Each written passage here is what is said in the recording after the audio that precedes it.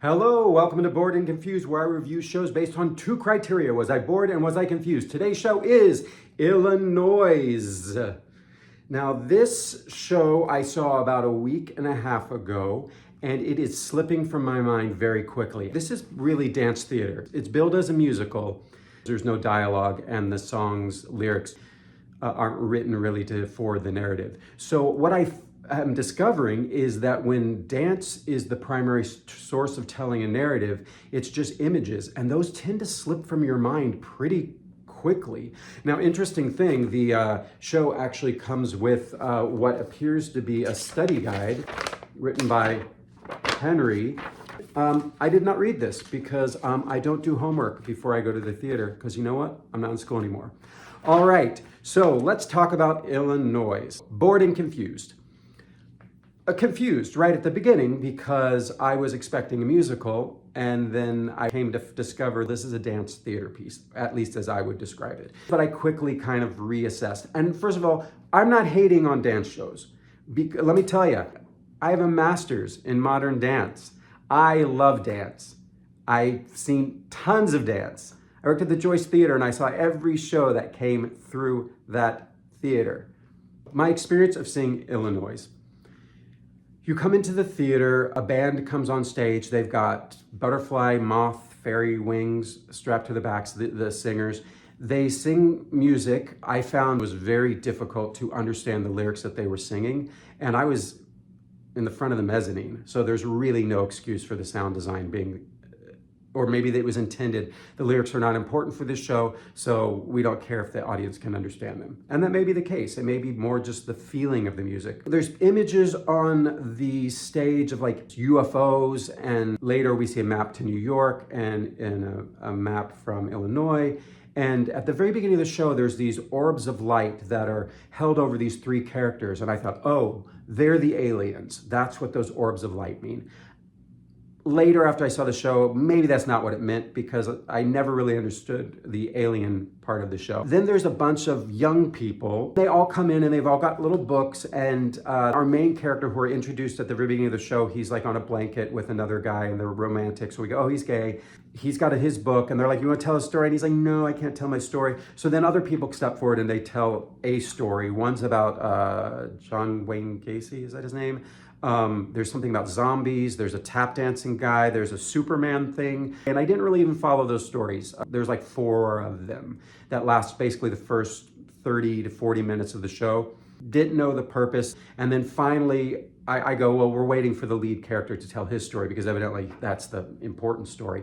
So finally he's like, okay, I'll tell my story. Well, he doesn't say that, he like dances it. And then he goes into his story, and it's about 3 people, him and his guy friend, and the guy friend has a girlfriend, and they leave her behind and they go on a road trip to New York. And I never really quite understood their relationship. I couldn't understand if he was straight and the other guy was gay, or he was in the closet, or I couldn't tell if he was crushing on his straight friend, or if the other friend was actually bisexual and they were actually having a relationship.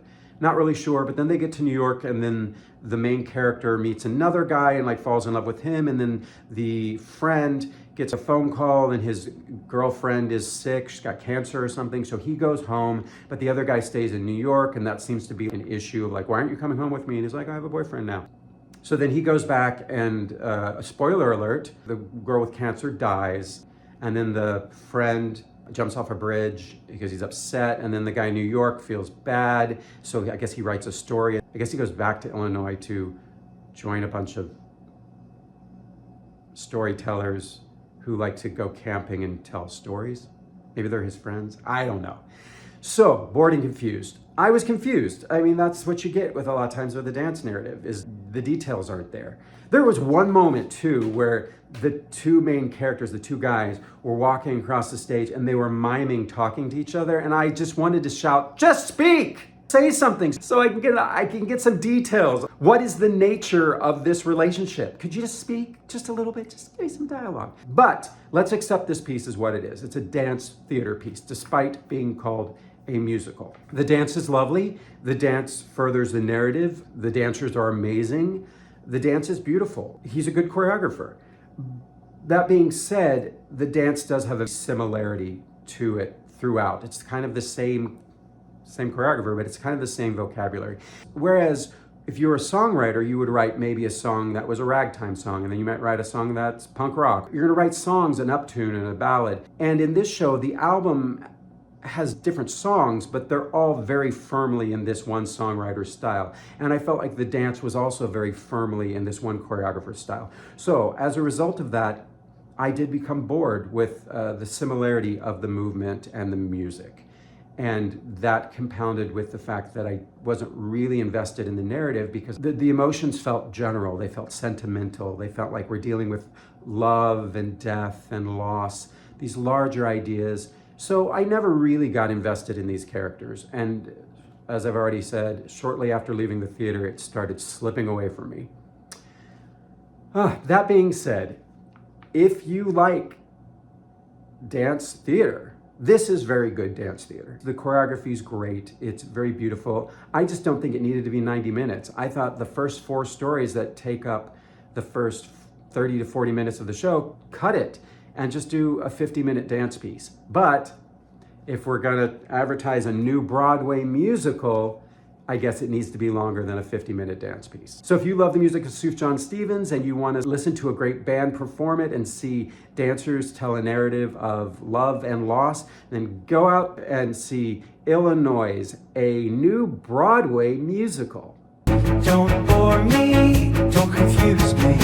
If you do, then you'll lose me. I don't want to drift away. Wanna stay inside the play.